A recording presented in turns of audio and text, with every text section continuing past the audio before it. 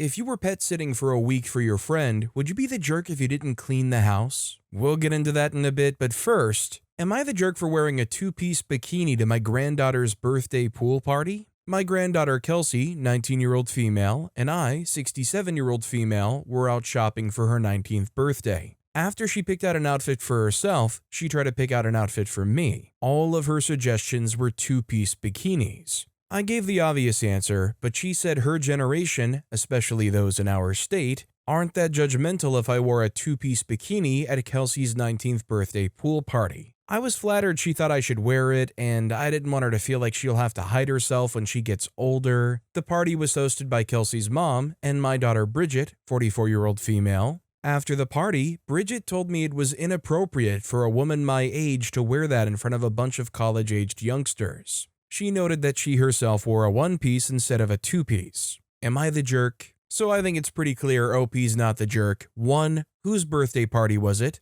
2. What did said person approve of? The two-piece bikini. And so it's obvious what happened. Now, if OP wore something that crossed the line from swimwear to potentially indecent, you could argue something, but the birthday girl literally picked it out herself. Consistent Leopard 71 commented, not the jerk. The birthday girl picked it out and wanted you to wear the bikini. As long as you and the birthday girl were comfortable, that's all that matters. No one ever died from seeing an older woman in a bikini. Your daughter needs to get over herself and her judgment. Anomiel commented, this. I think a lot of my generation grew up being uncomfortable and worried about what other people think of them, and if people feel confident and happy, that's all that matters. I would probably feel uncomfortable seeing my mother in a bikini, but that's partly because being raised Catholic and partly my own issues. Everyone should just try and find what makes them happy and leave everyone else alone. Feels like a lot of people, in the US at least, aren't happy and just want to bring everyone else down to their level. I applaud the younger generations being open and comfortable with who they are. I'll admit it scares me. Also, hi, I'm Steven, and if you guys enjoy getting to decide whether or not all of these people are jerks,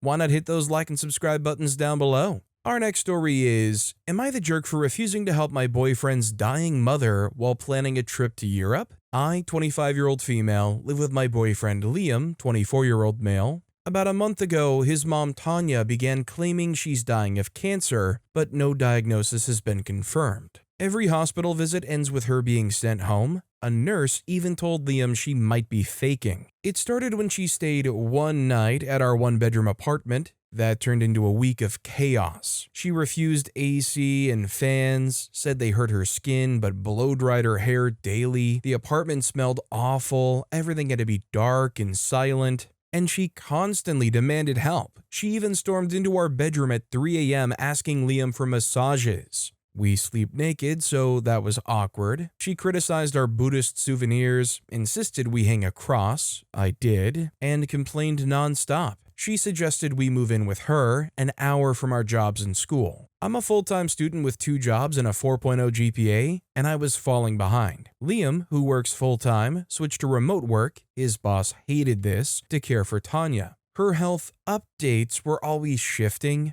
MRI, canceled surgery, then chemo postponed due to infection, then E. coli. Always a new reason, no clear diagnosis or paperwork. When her husband David, who funds her lifestyle, was away, she made us go to her house to get her jewelry because she thinks he'll steal it when she dies. He's an alcoholic, according to her. We were supposed to take her to the ER right after, but we ended up staying 16 hours doing chores. I folded 420 clothing items, cleaned the whole house, and felt like her unpaid maid. Not a single please or thank you. She was stalling to go to the ER, and when we finally got there at 5 a.m., she said she would check herself in and sent us home. 3 hours later, she called again, sobbing for help. She had been rejected by the ER. I suspect she faked it. Liam and I have both been skipping meals, losing sleep, and falling behind at work to help her. He once said he's waiting for her to pass away so we can move to Europe. He's been forced to manage her divorce, lawyer meetings, and funeral prep. Meanwhile, David, who's paying the hospital bills and has been kept in the dark about all this, sent Liam aggressive texts like, "I call bullcrap" and "don't show up at my house no more," then later apologized. Tanya called again begging for help, but this time she wanted me because David is jealous of Liam. I had clearly told Liam that I needed that weekend to study for final exams, and going to that house alone seemed sketchy. Now I'm planning a 2 to 3 week Europe trip to see my mom, whom I haven't seen in over a year. Liam says he supports it, but called it a little selfish. He asked, if I were dying, would you quit your job to be with me? And if it were your mom, would you help her? I felt pressured to say yes, but the truth is, my family wouldn't lie to me or use me like this.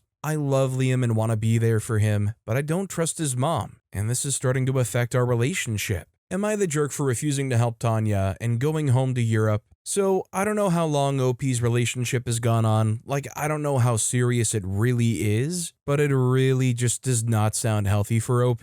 I mean, it kind of sounds like OP's own health and stress and job and school and all of that stuff is kind of coming in the crosshairs with all of this extra nonsense that's going on in their life that kind of seems to be potentially faked to begin with. I feel like with everything that OP detailed, the one thing OP should be entitled to is a bit of a break here. Weary Minute 1583 commented, since I'm pretty sure she's not sick, at least not physically, you are definitely not the jerk. It's time for your boyfriend to get real and tell his mom to set up a family meeting with her oncologist to discuss her treatment and next steps, or he's done. This is the normal progression when treating this disease. In and out of ERs is not. Our next story is, am I the jerk for not cooking breakfast for my niece and nephew? My 36-year-old male, sister, 34-year-old female, moved into my house about 2 months ago with her 2 kids, 7-year-old male, 4-year-old female, after she ended a really bad relationship. I've always been an early-ish riser and like to get up and make myself some breakfast around 7 or 8 a.m.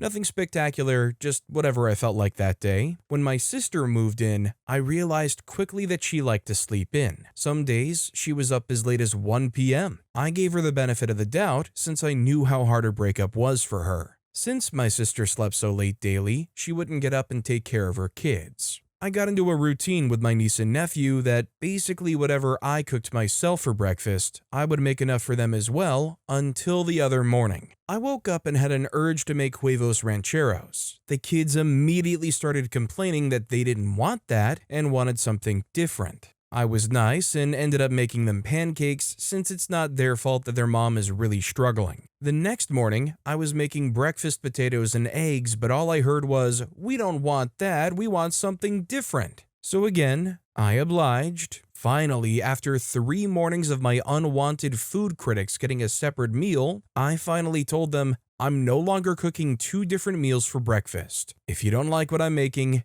go ask your mom to get up and do it. So they went upstairs to wake her up, but she still didn't come downstairs until after 1 p.m. The kids immediately started complaining that I refused to feed them, and my sister was ticked. She started in about how they need to be fed by a certain time and a bunch of other things that she said to try and intentionally hurt me. I snapped and told her, look, I know you're depressed, but wake up and take care of your freaking kids instead of expecting me to do it. She got quiet after that and is still giving me the cold shoulder, but I know she's expecting me to apologize. Sorry this was long-winded, but let me have it. Am I the jerk? So I think the problem here is OP kind of essentially violated one of life's unwritten rules. At least I like to think so, which is don't take on work that isn't in your job description if you're not okay continuously doing that in the future. I mean, how many times do you hear a tale of somebody who's working in some scummy place who decided, I'm gonna try to hold the ropes and make sure this thing doesn't fall apart, and all of a sudden they're basically doing the work of a manager while getting paid next to nothing. And because they did that, there's now this expectation that they'll just continue to do that work for free.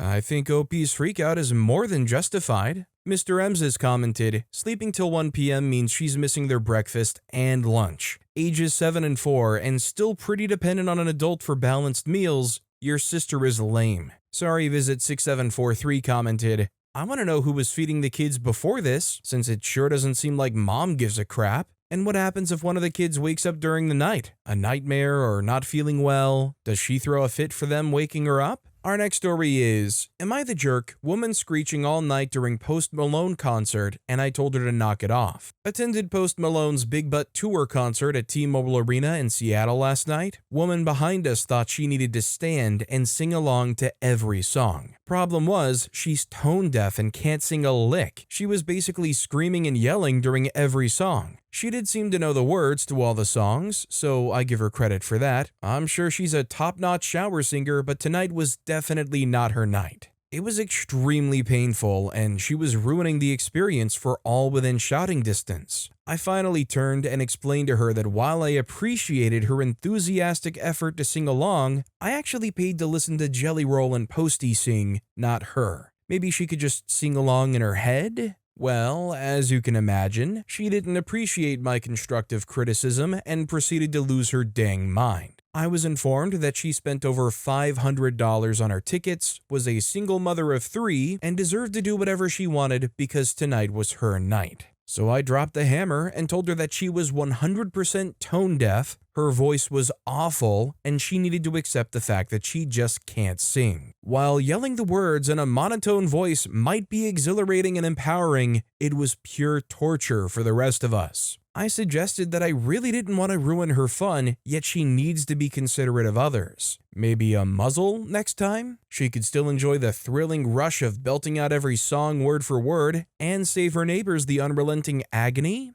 I know concerts are supposed to be a time to let your hair down and get a little rowdy, but this was just too much. I don't know. Was I being a Karen? Even though I'm a dude. Should I have just kept my mouth shut and endured in silence? Give me the truth. Am I the jerk? Is there an approved male name for Karen? I know guys can be Karens too. I think I've heard Kevin before or something like that. Regardless, I'm actually a little conflicted here because, to be honest, if you go to this concert, you kind of want to have fun with it, but you don't want to ruin the experience for everybody else around you too. There was a really big debate that broke out a while back about whether or not it's correct when you're in a seating-only section to kind of stand up and dance around at your seat because it blocks other people's view. And I just remember it was actually pretty contested, like kind of both sides were really having like a valid argument off. Apprehensive Babe 2409 commented, saying she should bring a muzzle next time is absolutely insane. I can't imagine ever saying that to anyone. I've been to concerts where people have been loud, where people have blocked the views with signs or been on their phone instead of watching the concert.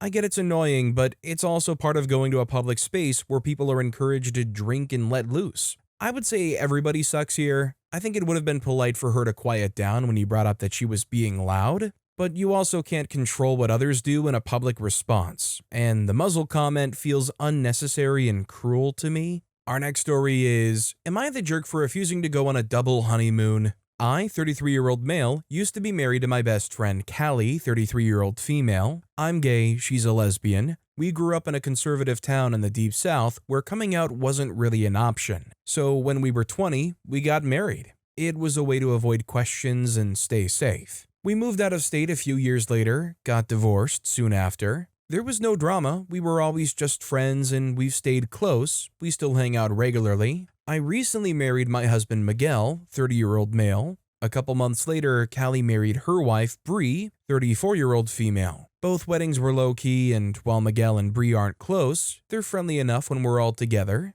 A week ago, Callie suggested the 4 of us take a trip together as a kind of double honeymoon. She thought it would be meaningful since we've known each other for so long and have been through a lot together. She had a couple destinations in mind and said it could be fun to celebrate this new chapter side by side. I told her I appreciated the thought, but Miguel and I weren't really comfortable with that. We're planning a small trip for just the 2 of us and we would rather keep it that way. It's not personal, it's just something we want to experience privately. Callie didn't take it well. She said it felt like I was distancing myself now that I got what I wanted, and brought up how we had each other's backs for years. I told her I didn't mean to hurt her, but I think we're allowed to want our own space as a couple. Now things are tense. Bree messaged me to say that she gets it, but Callie's upset and feels like I brushed her off. I'm wondering now if I was too blunt or if I should have handled it differently. Am I the jerk for not wanting to do a double honeymoon? I think it just makes so much sense that if you want to have your own honeymoon, you're entitled to have your own honeymoon. It's just crazy, history or not, that somebody's going to be so uptight and upset that you want to celebrate your honeymoon as a couple on your own. Pristine Trip 8843 commented,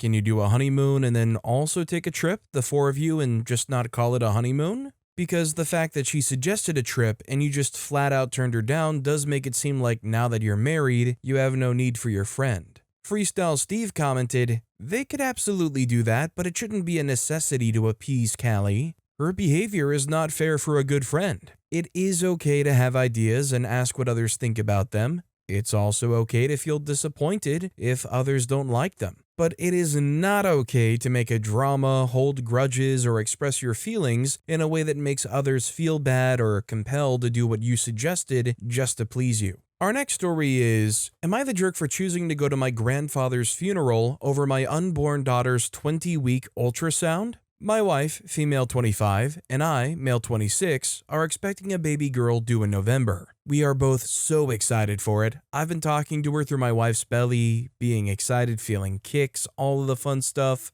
3 weeks ago, we scheduled the 20-week ultrasound. It'll be closer to 22 weeks. The last week and a half, my grandfather's health has been slowly diminishing. I had a talk with my father and family, and were told that sometime within a week of his passing, we would have the funeral. This made my wife and I have to talk about the plan. I was asked to be a pallbearer at the funeral. She said she would want to stay home with the dogs so we didn't have to board them, and that I could go by myself to the 4 to 4.5 hour trip up north to my father's hometown. Unfortunately, my grandfather passed away late last night / early this morning. I called my father to make sure he was okay, which he was holding on as much as one would when your father passes away, but I was told the funeral would be held at 10 a.m. on Wednesday. This just so happens to be the exact same day that my wife has the ultrasound. My wife is now upset that I plan to go to my grandfather's funeral instead of going to the ultrasound appointment. I said, well, we could FaceTime. But it's my grandfather. I know FaceTime isn't the same, but she said, yeah, but this is your daughter. Now she's mad and upset at me. I'm emotionally torn from this because I'm so excited for my baby girl, but also really sad about my grandfather. I want to know if I'm the jerk here. My wife's feelings are always going to be valid, but I feel like mine aren't being considered in this situation. I don't know. I think it's pretty easy to say that this is a lose-lose situation. I would say that ultimately OP's not the jerk, and if they want to go to their grandfather's funeral, I think it should be completely fair for OP to do so without getting a whole bunch of flack and hate and a grudge held against them for missing that ultrasound appointment. The fact of the matter is, obviously the grandfather is somebody that mattered greatly to OP. Their funeral is only going to happen once, and you obviously want to be there to support the family and be present in that moment if you can. And not to discount the importance of being there for that ultrasound appointment, but it is just one in a series of ultrasound appointments that I'm assuming have been good so far. Economy Voice 7358 commented, not the jerk. The appointment could be rescheduled, the funeral cannot be. I've delivered 5 children. I was glad when my husband could be at my appointments, but often he couldn't be. It's not the end of the world. Hail or Shine commented, I don't understand why the answer isn't automatically to reschedule the appointment. There's a family member's funeral. Why isn't the wife's automatic reaction to immediately call the doctor's office and request it to be moved, after she's comforted her husband, of course? I get that OP's wife probably has a lot going on in terms of hormones, but getting upset at OP for going to his grandfather's funeral instead of this checkup seems really heartless to me. Our next story is, am I the jerk for becoming a German citizen even if it made my friend call me a traitor? So I used to be an Indian citizen. I've been living and working in Germany for the past 7 years now. I came here for work, stayed because it felt like the first time in my life I could actually breathe. I'm also an orphan, so no parents are home waiting for me in India. No emotional pull to go back. I've got a house too. So I applied and officially became a German citizen. It felt like the right thing for me. But when I told one of my close friends back in India, he straight up called me a very strong word in Hindi, said I was a traitor to the country. I couldn't keep living there with 200 plus AQI, broken infrastructure, no public safety, and be told I'm selfish for wanting more. I didn't leave India because I hated it. Am I really a traitor for trying to be happy? Am I the jerk for choosing a life abroad, even if it means letting go of where I came from? I think if everybody back home is trying to prevent you from doing what makes you happy in your one life, if anything, is that not all the more reason to use that as influence to further your efforts to leave? OP themselves already said they hate being told they're selfish for wanting more while living in India. Why take much stock in the people saying that they're a traitor to the country now too? A lead then last commented, I had to look it up, but just to clarify, OP, applying for a German citizenship demands you relinquish your Indian citizenship, yes? Just to make sure I get the crux of the argument. Either way, firmly not the jerk. A person's relationship with their cultural identity and citizenship is varied and personal. If your friend thinks cultural identity is defined entirely by a single legal status, that's his problem. Our next story is, am I the jerk for not volunteering to sleep on the floor even though my friends were hinting that I should? Last night, my friends and I, all 16 to 17-year-old female, basically had a sleepover at one of their houses. There were 5 of us in total. My friend has a queen-sized bed, I think, so it was really cramped in there with not much arm or leg space. At one point, everyone got tired of trying to make it work, so my friend Amanda, whose house we were sleeping at, suggested that someone sleep on the floor. She said she'll get some extra pillows and blankets for that person. If I'm being honest, I know that comment was made towards me because I'm on the bigger side compared to my friends. I kinda just brushed it off because although no one said, "You're fat, sleep on the floor," it kinda felt like they were implying that. Like, as soon as Amanda says someone should sleep on the floor, they all started talking about how small they were and they weren't taking up any space, so it shouldn't be them. I knew they expected me to say I'll sleep on the floor, but I never did. Since no one offered, eventually Amanda slept on the floor herself and acted like it wasn't a big deal. My friend Taylor said something like, "You shouldn't sleep on the floor in your own house. I think the person who takes up the most space should." After that, we all just laid down and there was still little comments like, "It's still not enough room, someone else should have gotten on the floor," and "I feel bad for Amanda." Everyone did eventually go to sleep and the topic was over. I couldn't stop thinking about it. The whole night, everyone was throwing indirect insults at me and making me feel like I'm at fault for Amanda having to sleep on the floor at her own house. I do understand that I'm the bigger one, and it would have been more spacious without me on the bed, but they were making me feel really bad. I feel like they went about it the wrong way, and once Amanda got on the floor, they should have let it go. Am I the jerk? I think OP's not the jerk, and I don't think it's even necessarily about whether or not OP should have taken the floor spot. It's about the fact that they had this sleepover with 5 16 to 17-year-old girls, and they had no actual plans for sleeping accommodations. Now, I don't know how impromptu this whole thing was, but you would think that they would try to accommodate for that or plan for that. Greek American Dom commented, "Not the jerk. Amanda is a poor host. Proper host etiquette is that of course she should be the one sleeping on the floor. It's her job to take care of the comfort of all of her guests. In truth, everyone should have slept on the floor. During sleepovers, we used to all sleep in the living room, not someone's bedroom. People would take up the floor or couch spots and everyone brought their own sleeping bag, knowing they might sleep on the floor." No Conversation 5661 commented, "Well, actually Amanda did sleep on the floor and, from the post, she didn't make a big deal out of it either. The other girls were guilt-tripping the OP. It was just an excuse to fat shame." Our next story is, am I the jerk for not cleaning my friend's house after pet sitting their cat for a week for free? A while ago, I helped out 2 close friends, Steven, a good friend and former coworker, and his girlfriend Clara. We worked together for about 4 years until I moved away 8 months ago, but we stayed in touch and I visited a few times. I also became good friends with Clara. They live in a rented house.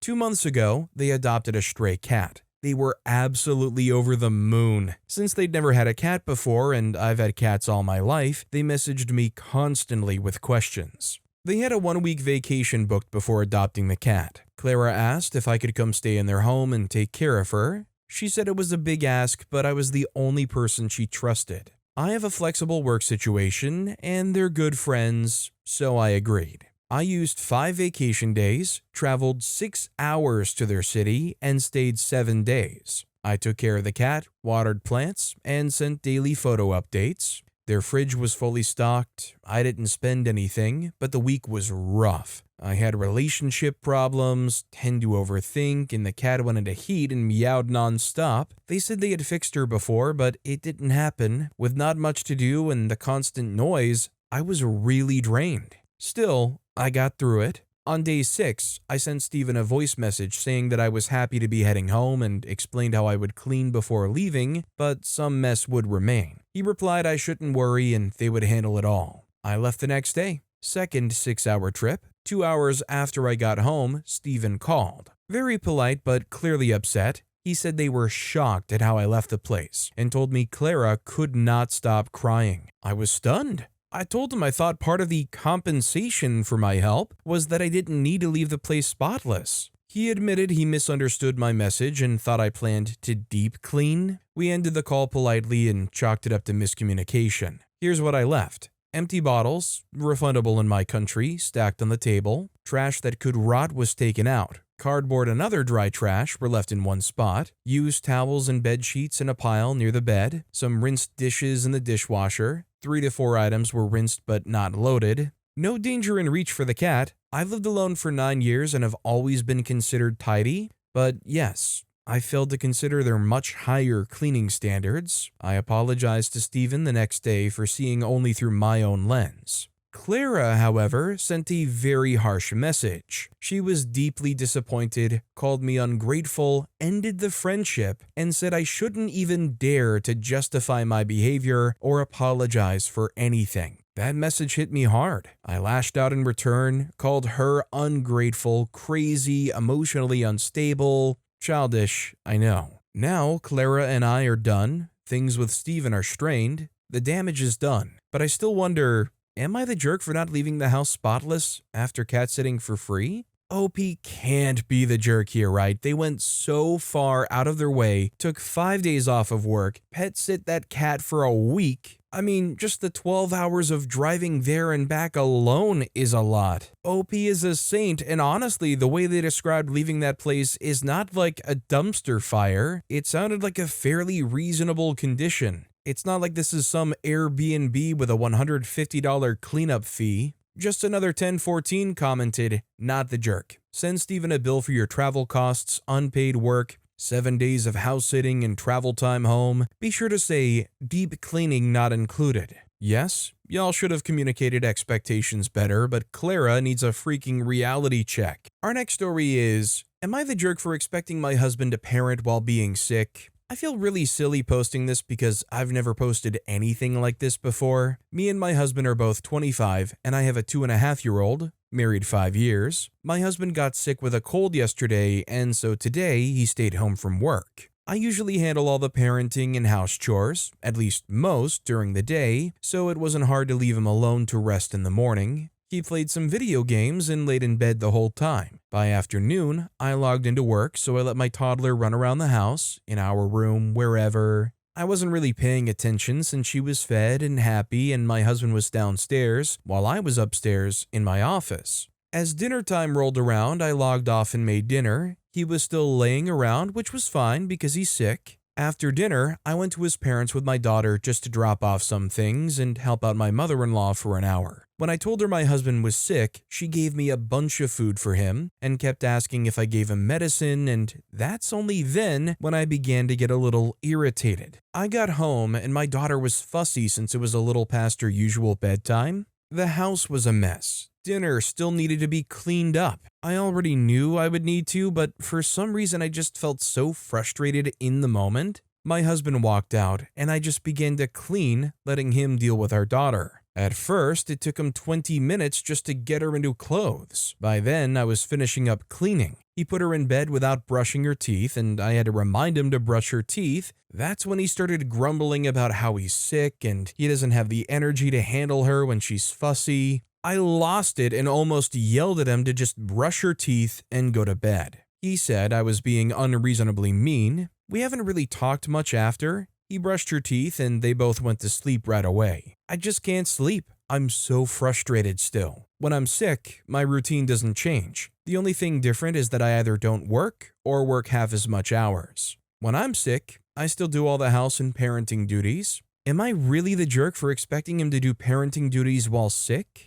I don't think OP's the jerk. The thing is, though, it kind of feels like there's more than just this one day going on. It kind of feels like, to me, there's kind of a background bubbling resentment building, and maybe him being sick and having the day off and being home and present, and kind of especially in the focus of your mind is what's finally making it kind of lash out. Hidden Kobolds commented, "Not the jerk. There's obviously a sliding scale here. If he was genuinely down and out with, say, a bad flu and said he was unable to get out of bed, I would hope you would work around that. Then again, I would also hope that he would do the same for you, and this post gives me a lot more reason to doubt the latter than the former." On the other end of the spectrum, asking him to brush your toddler's teeth while suffering from a common cold after most of a day of laying around convalescing is hardly unreasonable. ETA, since people seem a bit confused, the last sentence is the key here. He was not flat on his back sick with a bad flu, hence it was reasonable to expect him to parent. Our next story is, am I the jerk for telling a woman to keep her comments to herself in an elevator? This happened earlier today. I was waiting for the elevator in my office building. The doors opened, no one was directly in front of me, so I stepped in. A woman and an elderly couple were just behind me, but I hadn't seen them or heard them until after I got on. As soon as I stepped in, the woman complained out loud that I didn't let her on first. I was caught off guard, but I apologized and said there was plenty of room for everyone, so it wasn't a big deal. I wasn't trying to cut anyone off, I genuinely didn't notice anyone behind me. She got on with the couple but kept going, saying how rude I was, how I had no manners, how people like me are what's wrong these days, stuff like that. This went on for at least a minute, maybe more, and eventually I snapped a bit. I raised my voice and said, "Could you just keep your comments to yourself?" She went quiet, but the old couple sort of whispered something to her and gave me a look. Now I'm wondering if I just confirmed whatever idea they had about me. Like, maybe I actually was the jerk here. I honestly didn't mean to offend anyone. I just wanted to ride the elevator in peace. So, am I the jerk for finally telling her to be quiet? I don't think OP's the jerk. Could they have been the bigger person and just dealt with it for however long this elevator ride had to be? I mean, it's not like they were probably in the Burj Khalifa or something, so it's not like that elevator ride was going to be that long. That said, when you take the context of you didn't realize those people were there, you weren't trying to do anything, and you're stuck in this confined space with this person just continuously going off about you, I don't think you're in the wrong for saying, keep your comments to yourself. OP didn't threaten, didn't attack, didn't agitate. They simply said, stop talking about me. Downtown Cat 1745 commented, I was once on a crowded bus with groceries on my lap. I was only a couple of blocks from my home, and an elderly woman got on and asked me to give up my seat. I said that between the crowding and my shopping bags, I physically couldn't get out of my seat and step aside to give her enough room so that she could take my place, but that I was about to get off the bus and she could have my seat then. She informed me that when I died, I would be going to heck for my actions on that day. Entitled rude young people grow up to be entitled rude old people? Don't sweat it. Anon for transparency commented, I mean, why could someone else not move? My mom is disabled, so we often sit on the front of the bus. One time an older, not like old woman got on, and my little sister, about 13, got up and scooted into my lap to make space for her. She literally got to sit down immediately. My sister had fully vacated the seat before this woman got to it. She proceeded to berate my sister and I for existing on the front of the bus. I tried to be polite for about 30 seconds before I just said, you can honestly feel free to shut up at any time. Nobody is listening and nobody cares. Some people live to berate others. Our next story is, am I the jerk for telling a girl she's not coming to the bachelorette because she can't afford it after she kept changing her mind and having other people speak for her? I'm the maid of honor planning an 18-girl bachelorette. In January, I started the group chat and put down around $7,000 for the Airbnb. Everyone had until March to pay their $375 share. This week, I sent the rest of the budget, $250 due by August 1st. Then I got a text from a girl we'll call A. Hey, it's A. I didn't realize we were going to have to send more money on top of the $375 we sent. I just moved into my first apartment and I have no money to give at the moment or in the next couple of months. I definitely cannot afford it right now. Do you want to just give me the $375 back? Or is there something we can do for me to still go? Let me know, thanks. I replied, I'll send your money back. She said, okay, thanks. I refunded her, reran the numbers, and updated the group. The next day, I got a text from girl B saying that she and A now want to just come for Saturday. A bit frustrating, but I said okay and adjusted the budget again.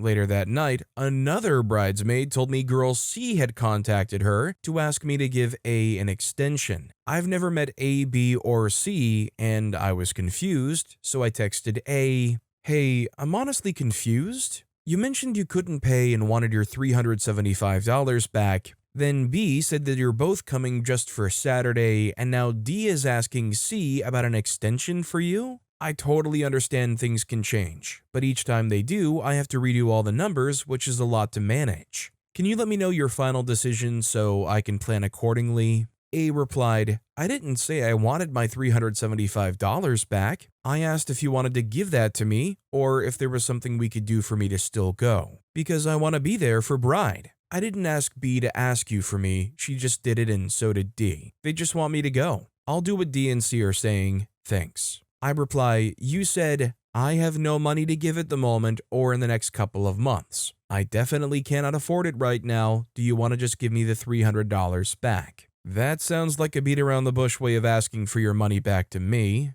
I don't care who asked who. All I care about is your final decision. You didn't ask me for an extension. You didn't come to me with a plan. Hey, money is tight for me. Would I be able to send you half of my remaining balance on August 1st and the other half August 15th? Not, I definitely cannot afford it now or in the next couple of months. I'm not a bank. I don't know you. I'm not in charge of your finances. A replied, or is there something we can do for me to still go? Let me know, thanks. Did you not read this? Not beating around the bush at all, but God, why are you being so rude? You could have given everyone a heads up that the price could change or have some kind of budget. I understand this is stressful for you, but you don't need to be rude to people, especially people you don't know. I'm good actually, I just won't go. Hope it's easier on you. When bride asks why I'm not going anymore, I'll be sure to let her know. I replied, you're not going because you can't afford it. I'd like to know if most people agree with me, but I feel like it's kind of an everybody sucks here situation.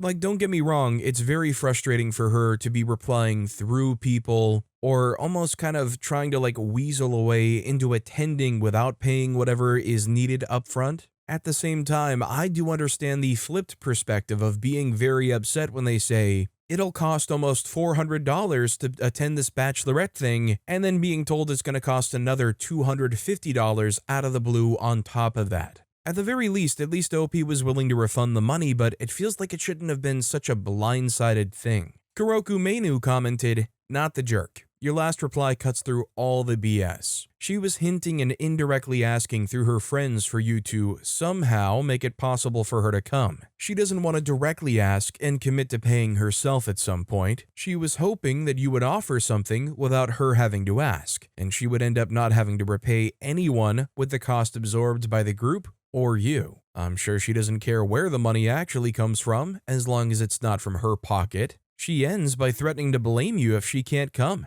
Your reply neatly put an end to the whole game. Bipolar Libra 314 commented, exactly, but I think it would have been better received by the rest of the group for that to be OP's mic drop call out. I don't have any good snarky phrasing at the moment, but just something about the something you had in mind for you to still go was to pay less than every other girl. You get my point. Our next story is, am I the jerk? My mother wants to take my infant daughters on an out-of-state trip. My wife and I said no. So me and my fiance have twin 8-month-old infants. They spend a lot of weekends with my parents who live about 45 minutes away. My mom is an RN with 20 plus years of experience and has raised me and my brothers. Now, while I have no doubts about my mom and dad's abilities to raise a kid and handle babies, I find it okay for me to feel uncomfortable for them to fly out of state with my kids. I told my mom this, and she got defensive about it. Now I can't sleep because this is bothering me, so am I the jerk for not letting them travel with my kids? Me and my fiancés recently traveled to Long Beach with them, and it was a lot of work for two people in their 20s. My parents are in their 50s, mom, 60s, dad. Edit, my fiancé will be responding as well to comments. Edit number 2, thanks for the overwhelming response. The general consensus is how I felt too.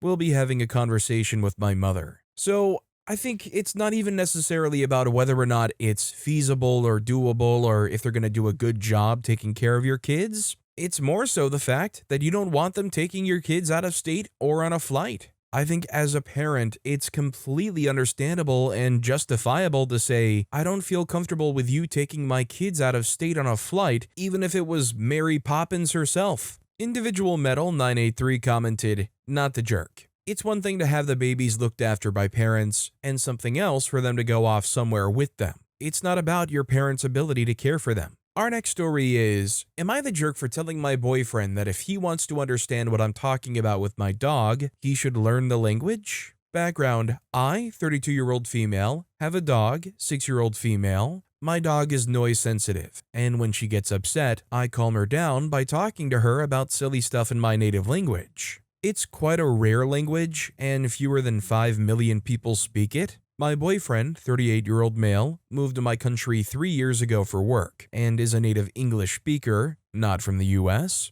We met around a year ago and have been dating for 5 months. Recently, we had our first argument that started with me speaking to my dog in my native language and escalated from there. The situation, we were hanging out in my living room and there was a sudden bang outside. The dog startled and came to seek comfort. I told her that they must have been thinking that it's a new year and started fireworks, and I giggled about my not-so-good joke. He asked what I was giggling about, and I explained. He then told me that I shouldn't use my language when he's visiting because he feels left out. I told him that I was helping my dog with her anxiety, and he didn't have to understand what I was saying, and then the argument started. He expressed that it's an unwritten rule that if someone who doesn't speak the local language is in the room, everybody must speak English. My counterargument was that we're not at work or a networking event, this is how we met, and if he wants to know what I told my dog, he could just ask. Carl said that he didn't need to ask if I was making him feel welcome in my home and pointed out some recent situations when I spoke my language with him present.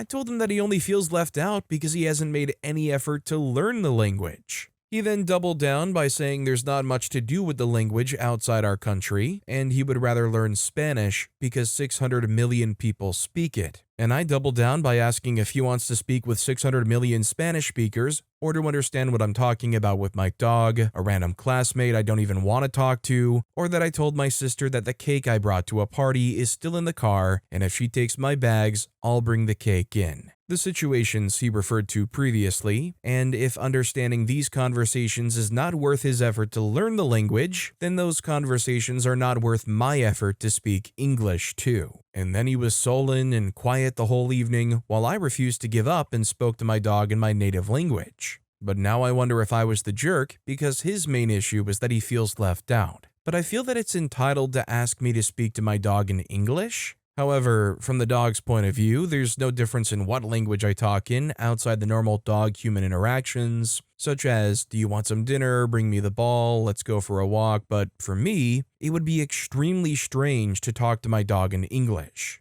So I don't think OP's the jerk here, but I'm curious if people agree with me when I say maybe expecting your partner to learn your native language is also kind of a bit of a stretch. Like with enough exposure and just being around it, you might be able to pick up small elements and know just enough to maybe do very basic communication. But how many people who get into a relationship with a bilingual partner actually take the time to learn the other language their partner speaks? Like, am I a jerk? Am I underestimating the barrier to entry of learning a whole nother language? Drinking Up the Tea commented, "This dude sounds exhausting. Imagine moving to a new country and not even attempting to learn the local language. Plus getting hurt over a conversation with a dog. Dude is incredibly insecure. Think of the future. If you have kids, are you not allowed to teach them your native language because he doesn't speak it?" Our next story is, am I the jerk for asking that my medical equipment be returned to me? 7 months ago, my father-in-law was in the hospital because of a health problem.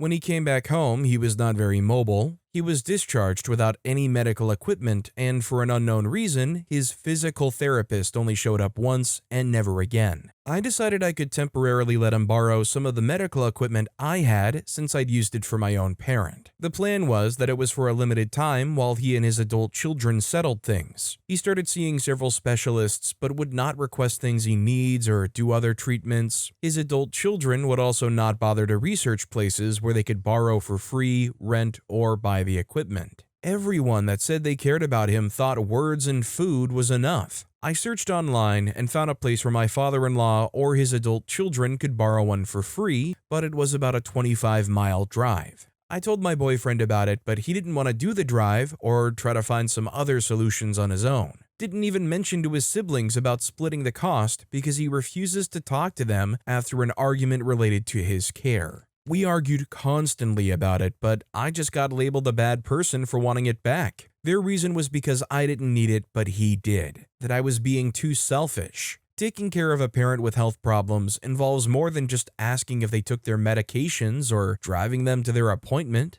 His children should educate themselves on his illnesses and put more effort into making his life easier if they care so much. We have other issues, relationship problems, and I think it's part of the reason why my partner acts like his decision matters more about not wanting to give it back. OP is not the jerk, and I implore them to go get that medical equipment back. If there's an option where they can get medical equipment and treatment for someone they supposedly care about, and all they have to do is do a 50-mile round trip, it is unbelievable that they wouldn't find some way to make that happen. Totally Natural Vibes commented, "Not the jerk, I'd go and get your equipment back. Just turn up, say your dad needs it. If his own son, your partner, cannot even drive 25 to get free equipment, that's their problem, not yours." Our next story is, am I the jerk for starting my daughter's birthday party when my parents had not arrived? My parents are late for everything. For the past 2 years, if an event has been planned, me and my siblings tell them that it starts an hour before it actually does. Well, my daughter's 14th birthday just happened, and we sent out the invitations 2 months ago. I said that the party would start at 2 p.m. The invite I sent to my parents said it would start at 1 p.m.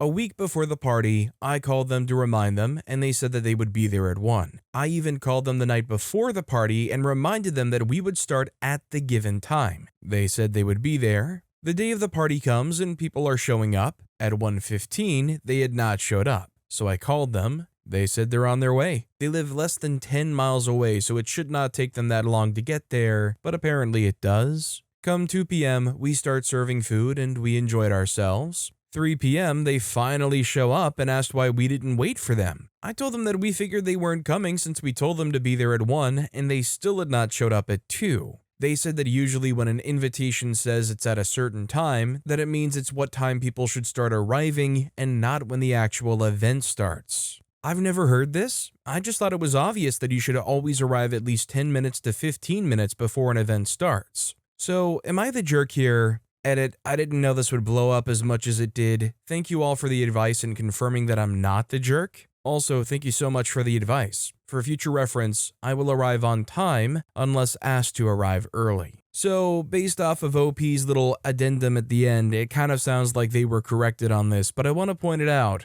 OP saying, I thought it was obvious that you should always arrive at least 10 to 15 minutes before an event starts. It really kind of broke my brain for a minute because I've always heard the opposite. That for a lot of get-togethers, it's actually the correct thing to be like 5 to 10 minutes late. I mean, I imagine that's not universal though. For like a kid's birthday party, I imagine you would want to show up like pretty much right on time. Or if it's like a scheduled event that's hosted somewhere that isn't at somebody's home, you'd probably want to be on time for sure. Storm's Chance commented, not the jerk. For an adult party, being fashionably late isn't a bad thing. 2 hours, on the other hand, isn't fashionably late, it's inconsiderate. Showing up for a child's, their grandchild's party is downright offensive. Expecting you to have held the party for their grandchild's arrival is worse. Lemon Charlie commented, they've had decades to fix this. They have tools, analog and digital, wall clocks, calendars, organization boards, phone alarms, etc. They haven't. Their adult children have gotten used to giving them an amended start time to account for their timing issues, and they were still late. 2 hours late for them. Our next story is, am I the jerk for correcting teens' behavior at a public pool? I, 30-year-old female, was at a public pool with my husband and daughter recently. There are 2 tubed water slides and about 4 lifeguards, all who look around 16 to 19 years old. One teenager, probably 15-year-old male, went down the water slide, and as he did, he screamed, "Freak, freak, freak, I love boobs!" About 5 seconds later, his friend did the same thing. I, a public high school teacher, am used to correcting teenagers' behavior. I yelled at them saying, "Hey, this is a family area, people have kids here, please don't scream things like that." One lifeguard looked at me and shrugged like, "Can't do anything about it," and they were right because the kids promptly did it again a few times, so I took my family and left that area of the pool. My husband got mad at me saying that I should have let the lifeguards handle it and that although I have authority at the school, I don't have authority in this situation and can't just correct people's behavior in a public place. He was also concerned that I could start an altercation, which I see that point. To me, it seemed as if the lifeguards didn't care at all, or if they did, might be intimidated to correct behavior of people their own age. So, Reddit, was I the jerk? Should I just let kids be kids and not say anything? So, I think OP's honestly not the jerk. Could it have started an altercation? Sure. Also, I want to clarify, I'm assuming it wasn't actually freak, freak, freak, but the little bit more severe, non-PG word. Some adult yelling out saying, "Hey, there's kids here, be considerate." Is that really a jerk move? Blake Crafty9449 commented, "Not the jerk. As a mom, I appreciate your effort. The saying, 'it takes a village,' is so true. As far as starting an altercation, you weren't in the back alley of a bar or road raging. The hubby should back you up. Be the rock. It is never easy to be the one who stands up for what is right. I would have been right there with you. My husband would have been the loud and scary one." Emma Goldman 666 commented, "Random it takes a village story. I used to work downtown, and you get to know the streets and traffic, and it was pretty common to walk against a crossing light. I was about to go through one, but there was a man explaining to a small child how it worked.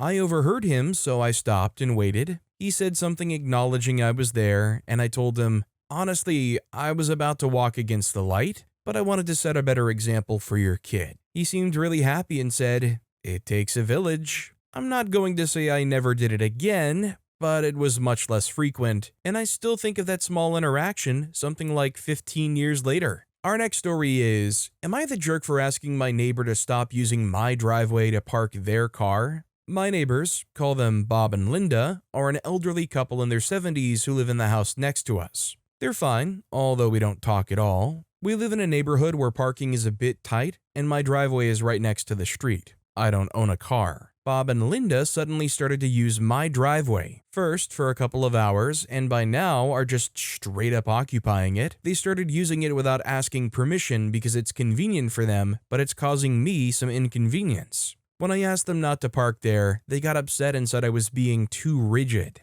I just want my driveway back. Am I the jerk? Am I wrong to say that it's almost laughable that OP has to come out here and post this on Reddit just to make sure that they're not the jerk for wanting their own driveway not to be occupied by their neighbors? I mean, if you keep letting them do that, at that point, who actually owns the driveway? Cheesing Smitty commented, in case this hasn't been said, you're liable if anything happens to them or their car while on your property. Put a stop to it before something happens. Our next story is, am I the jerk for disrespecting boundaries because my nieces and nephews call me mama? I, 25-year-old female, have a brother, 36-year-old male, and a sister-in-law, 37-year-old female, with 4 kids. 8 and 5-year-old males, 3 and a year and a half-year-old females. I'm super involved in their lives. I babysit regularly, help with pickups, school stuff, sick days, family grocery shopping, and basically function as their go-to extra set of hands. The kids all call me Auntie or Lily, a nickname that stuck when the oldest couldn't pronounce my name as a baby. Lately though, the younger 2 have started calling me Mama or Mama Lily sometimes. I always gently correct them with something, think, I'm Lily, sweetie, not Mama, every single time. I try to redirect them, but I also don't scold them or make it a huge deal because they're babies and I do take care of them a lot. When I told my brother and sister-in-law about it, they both said not to stress.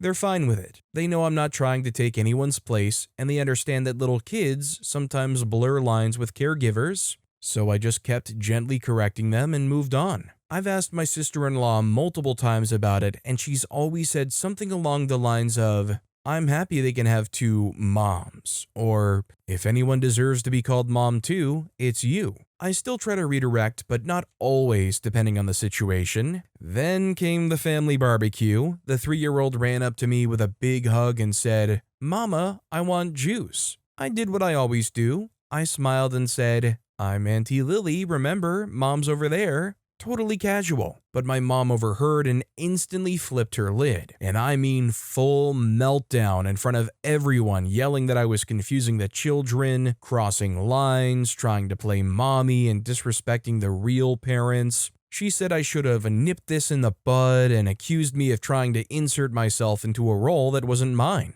I calmly told her their actual parents were fine with it and that I gently correct the kids almost every time, but she wasn't hearing it. But what's frustrating is my brother stood there and said absolutely nothing. No defense, no, "Hey mom, chill," nothing. Eventually I walked away with a 3-year-old who was now very much upset because she felt like she did something wrong. Now my mom's justifying her behavior by telling extended family that she could always tell I'm trying to replace their mother and calling me disrespectful and that I've always had too much of a hand in their family. I love those kids, and I do correct most of the time. I'm just not going to scream at a toddler over a slip-up. And I don't love what she's trying to imply because he's my brother. So, am I the jerk for not shutting down my nephews and niece for calling me mama, even though the parents said not to worry? I just think the easiest thing to hone in on here is what the parents think and what the parents feel, and they say it's completely okay what's happening, and it's not like OP's advocating for this. OP isn't encouraging them to say that. The mom here is just freaking out beyond belief, in my opinion.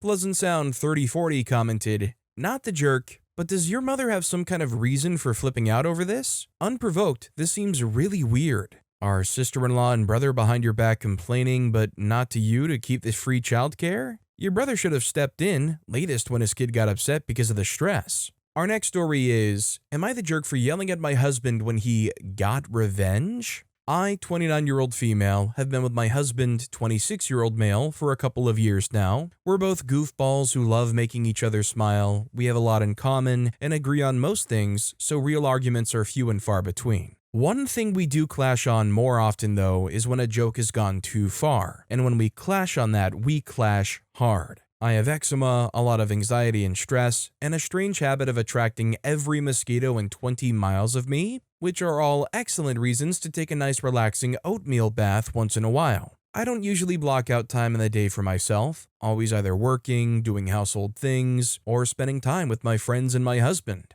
So when I do go out of my way to do something for myself or set time aside, it really means a lot to me. I made myself a cute little homemade bath sachet, put a movie on my phone, set out some snacks, and settled in to relax. I was probably in there for about 30 minutes before my husband came in to use the bathroom. We're comfortable around each other. This really wasn't a big deal. I felt relaxed and playful though, so I started goofing at him to show me his stuff, and he goofed back and turned his back at me. I pouted, pretending to be mad that he was ignoring me, and flicked some water at him. He groaned, sounded angry, and immediately left the room. Maybe I shouldn't have done that. I definitely didn't really care whether he showed off for me or not. I was just kidding around. For a second, I thought I genuinely screwed up something and started getting anxious, wondering if I should get out of the bath and go talk to him. That was when he returned with a whole cup of freezing cold water and threw it at me. My bath was ruined, not remotely hot anymore, and my back was freezing cold and tense. My clothes on the floor next to the tub were soaked. Here's where I'm not sure whether I'm the jerk.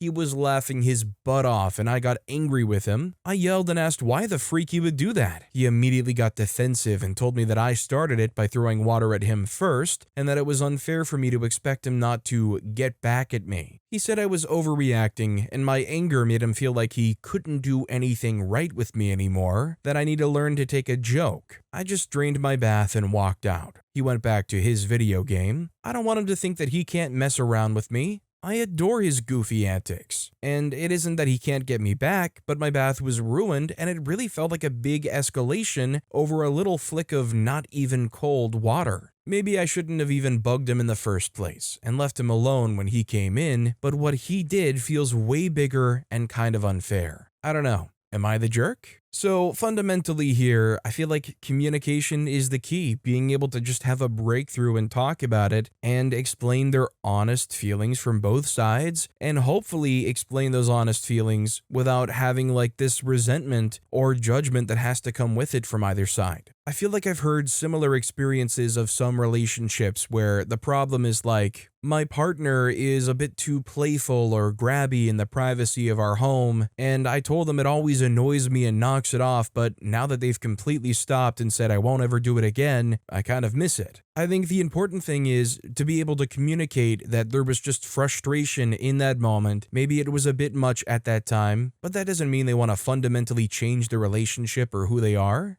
Jinzikins commented, "When I read phrases like a joke going too far and big escalation, I brace for the worst. In my opinion, a cup of cold water, when you're in the bath no less, is pretty tame, especially for people who like goofing on each other. So I'm gonna have to go you're the jerk. Also, was it a cup or a bucket? Because to drop the temperature of the bath that significantly from a mere cup seems strange. And couldn't you have run the hot water for a minute?" But with that being said, that's all the time we have for today. Now, if you want to hear another absolutely crazy Am I the Jerk Here story, check out that video on the left. Or if you missed my latest video, check out that video on the right. That said, I'll see you all next time with some more stories.